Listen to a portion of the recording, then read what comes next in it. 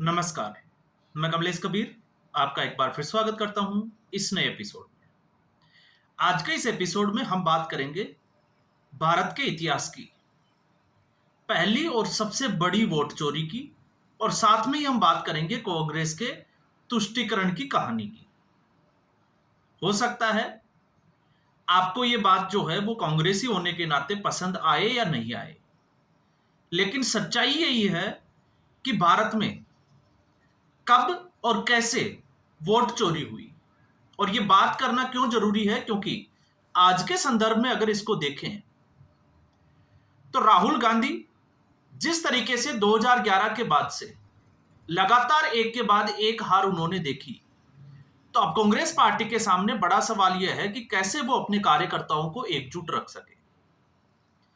क्योंकि समय रहते कई बार हमने देखा है कि राहुल गांधी के खिलाफ ही आवाज उठने लगी है। राहुल गांधी का नेतृत्व जो है वो कई लोगों को पसंद नहीं है। अब ऐसी स्थिति में अपने कार्यकर्ताओं में जान फूंकने के लिए कांग्रेस पार्टी जिस हथकंडे को अपना रही है, जिसमें सीधे तौर से चुनाव आयोग जो कि एक संवैधानिक संस्था है उस पर सवाल उठाने के बजाय वोट चोरी को लेकर प्रधानमंत्री नरेंद्र मोदी पर निशाना बनाया जा रहा है। तो इस क्रम में आपने जो है वो कई राजनीतिक विश्लेषकों की बहस भी देखी होगी और इसमें राहुल गांधी से अगर कोई पूछता है 2014 से, या मैं कहता हूं 2014 में कांग्रेस पार्टी सीधे 44 सीटों पर आ गई। उस वक्त कांग्रेस पार्टी की सरकार थी, तो उस वक्त चुनाव आयोग किसके हाथ में था? तो क्या प्रधानमंत्री नरेंद्र मोदी कांग्रेस पार्टी के उस वक्त के रहमो करम से, या हम कहें कि क्या कांग्रेस पार्टी ने समर्थन किया था कि इस बार जो है वो मोदी को प्रधानमंत्री बना दिया जाए?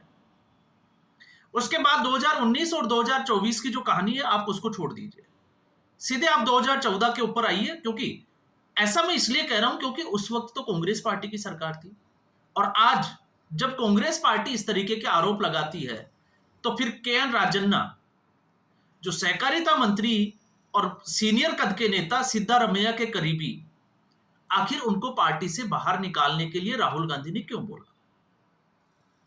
आखिर उन्होंने ऐसा क्या बोल दिया? सिर्फ उन्होंने ये कहा था कि जब ये चुनाव आयोग को लेकर या ये जो गड़बड़ी हुई उस वक्त वहां पर कांग्रेस पार्टी की सरकार थी, तब कांग्रेस पार्टी चुप क्यों थी?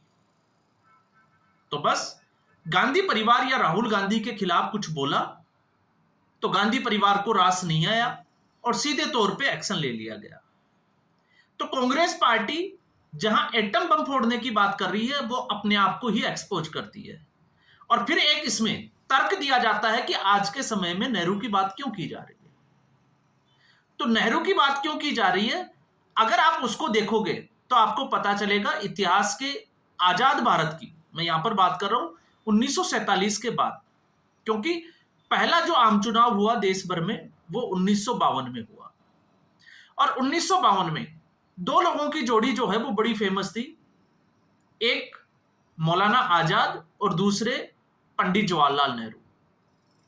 और ये दोनों की जोड़ी इसलिए क्योंकि मुस्लिम तुष्टीकरण ये कांग्रेस पार्टी का पहली प्राथमिकता के ऊपर था।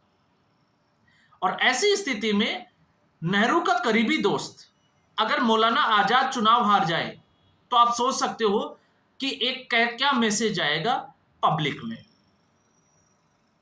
तो यहां पर 1952 के आम चुनाव में रामपुर, उत्तर प्रदेश की रामपुर सीट से मौलाना जो आजाद थे उनको कांग्रेस पार्टी ने टिकट दिया।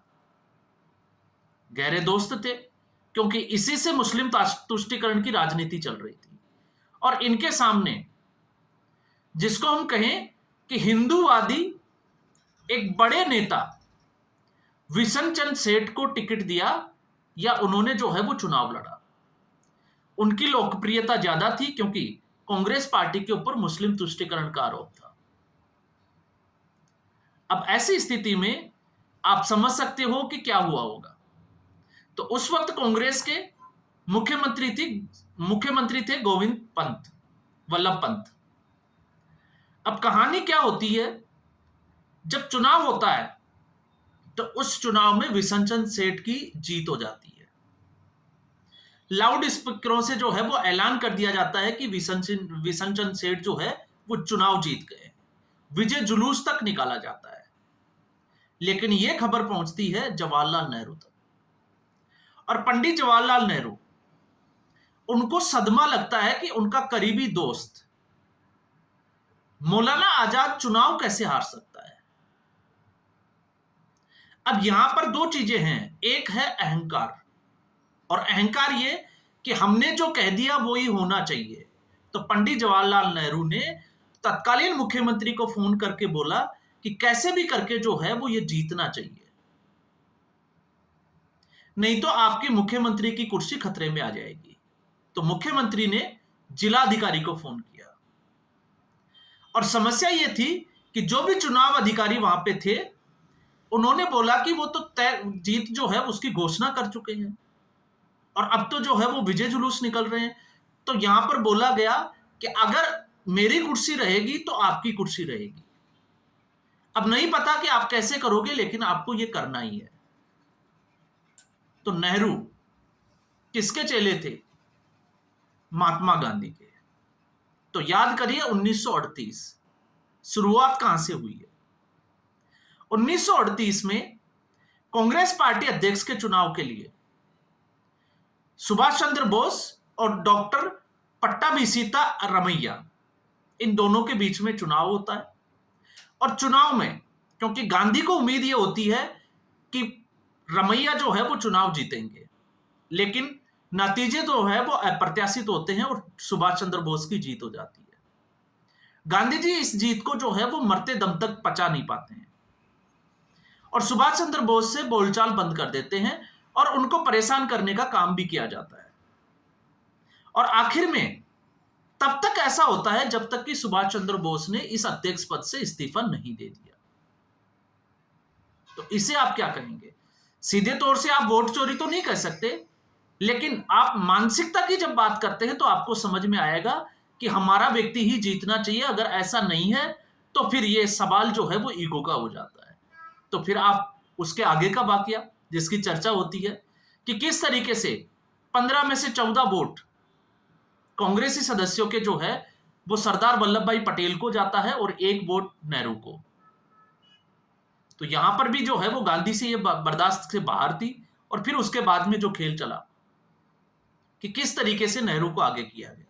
और ये नेहरू ही थे जिन्होंने आजाद भारत के, या हम कहें कि स्वतंत्रता के बाद में जो पहले आम चुनाव हुए, और पहले ही आम चुनावों में एक ऐसा बीज डाला वोट चोरी का। और वोट चोरी इसलिए क्योंकि आज जो है वो चुनाव आयोग की गड़बड़ी की बात की जा रही है, और चुनाव आयोग ये कहता है जैसे बिहार में एसआईआर हो रहा है।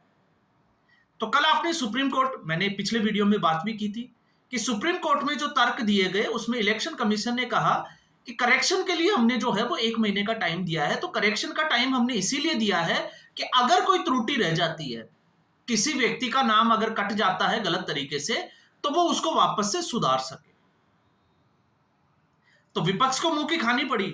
लेकिन आप एक चीज सोचिए कि वोट चोरी क्या होती होगी, और इस वक्त ईवीएम तो बड़ी खुश हो रही होगी क्योंकि अब ईवीएम जो है वो साफ सुथरी है, वो अपने घर पे आराम से बैठी है, कोई उसका नाम नहीं ले रहा। तो चुनाव गड़बड़ी जो है वो वोट चोरी कैसे हो सकती है? और ये कैसे पता कि जिस व्यक्ति ने वोट दिया है वो वोट कांग्रेस पार्टी को नहीं गया होगा? लेकिन प्रधानमंत्री नरेंद्र मोदी को टारगेट करके अपने कार्यकर्ताओं को उत्साहित करने का ये एक जो है वो हथकंडा है। और इसमें अगर आप समझोगे, क्योंकि वोट चोरी क्या होती है, तो वोट चोरी के लिए आपको जो है वो समझना पड़ेगा नेहरू की वोट चोरी को, तब समझ में आएगा कि वास्तविकता में वोट चोरी क्या होती है। क्योंकि उस वक्त मत प्रक्रिया में जो भी कैंडिडेट खड़े होते थे उनकी जो है वो मतपेटी होती थी, और जो भी व्यक्ति मतदान करने आता था वो संबंधित उम्मीदवार की पेटी में जो है वो अपना मत पर्ची डालकर चला जाता था, और इससे ज्यादा जो है वो कहीं भी कुछ लिखा हुआ नहीं होता था। तो जिस तरीके से गोविंद वल्लभ पंत ने जो निर्देश दिया जिलाधिकारी को, तो जिलाधिकारी ने तुरंत जो है वो विशन चंद सेठ को कॉल किया कि अब जो है वो पुनः मतगणना होगी। तो उन्होंने कहा कि हमारे जो एजेंट है वो तो जा चुके हैं विजय जुलूस में, तो उन्होंने बोला कि आप आ जाइए, आपके सामने ही जो है वो ऐसा होगा। तो यहां पर विसंचन सेठ पहुंच जाते हैं और उनके सामने ही उनकी पेटी से निकालकर मत पर्चियां जो है वो मौलाना आजाद की पेटी में डाल दी जाती है। और जब इसके लिए ऑब्जेक्शन किया जाता है तो जिलाधिकारी ये कहते हैं कि हमें हमारी नौकरी जो है वो खतरे में है, उसको बचाना है। तो आप समझ सकते हो कि निर्देश जो है वो कहां से था। और फिर उसके बाद में जीत घोषित कर दी जाती है मौलाना आजाद की।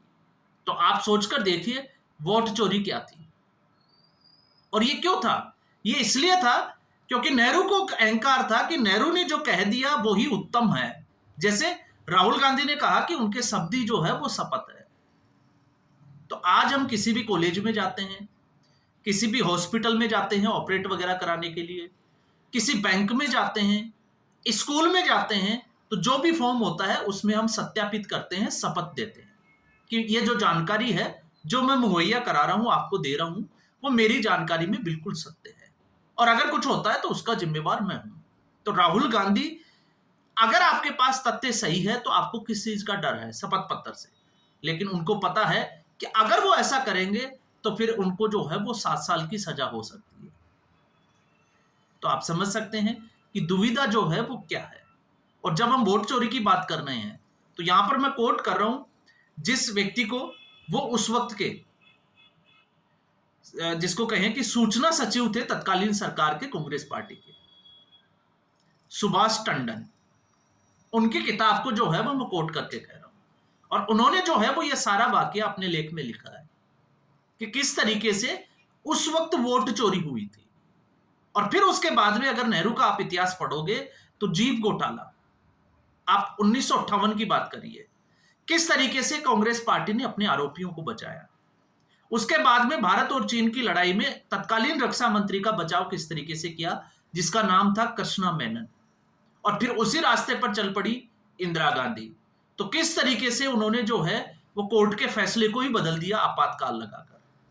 तो आज जो ये बोलते, आपको ये तर्क दिया जा सकता है कि उस वक्त जो है वो गड़बड़ी कम होती थी, लेकिन ये गड़बड़ी का बीज जो है वो डाला किसने? वो डाला नेहरू ने। और आज वो बीज जो है वो बड़ा होता हुआ दिखाई देता है, तो फिर उसमें जो है वो कटघरे में खड़ा कौन होगा? जवाहरलाल नेहरू। और फिर उसके बाद में मामला जो है वो यहीं तक नहीं हुआ, ये इसी की देन थी कि उसके बाद में आज हम पढ़ते हैं कि किस तरीके से बिहार में बूथ कैप्चरिंग तक की जाती थी। तो उनको पता था कि ऐसा किया जा सकता है क्योंकि ऊपर भी ऐसा हो रहा है। तो आज अगर कोई उसी मानसिकता में पला बढ़ा हो, जिसको ये पता है कि वोट चोरी कैसे होती है, तो वो अपनी हार का ठीकरा अगर चुनाव आयोग के ऊपर फोड़ रहा है, तो उसमें जो है वो ज्यादा अतिशयोक्ति या हम कहें कि आश्चर्यचकित होने की जरूरत तो जो है वो बिल्कुल भी नहीं है। तो ये जो है वो है कांग्रेस नेताओं की सोच को बताता है कि आखिर कांग्रेस के जो नेता है वो इस तरीके की बयानबाजी जो कर रहे हैं और इस तरीके के शब्दों का चयन कर रहे हैं, ऐसा इसलिए कर रहे हैं क्योंकि ये 1952 का पहला जो आम चुनाव हुआ था देश का, ये नींव की शुरुआत जो है वो वहीं से हो चुकी थी। और लेकिन बड़ी बात इससे क्या थी, 1952 के आम चुनाव में विसंचन सेठ जो है वो चुनाव हार गए थे, या हम कहें कि उनको जो है वो वोट चोरी करके हरा दिया गया था। लेकिन मामला जो है वो यहां तक नहीं रुका, क्योंकि जनता में उनकी पैठ जो थी वो इस तरीके की थी कि नेहरू भी उनको नहीं रोक पाया। और उसके बाद में 1957 के आम चुनाव में और 1962 के आम चुनाव में विसंचन सेठ ने जो है वो दोबारा चुनाव लड़ा और उसके बाद में वो दोनों समय जो है वो संसद तक पहुंचे। तो ये सीधे तौर पे जो है उस वक्त नेहरू के गाल पर जो है वो तमाचा था कि आपने जो है वो वोट चोरी करके, गड़बड़ करके एक चुनाव आप हरा सकते हो, लेकिन जनता के मन से आप विसंचन सेठ को जो है वो निकाल नहीं सकते। तो आप समझ सकते हैं आज के राहुल गांधी की मानसिकता। तो आज के एपिसोड में बस इतना ही। उम्मीद करूंगा वीडियो एपिसोड आपको पसंद आया होगा। वीडियो को लाइक करें, शेयर करें, चैनल जरूर सब्सक्राइब करें। धन्यवाद।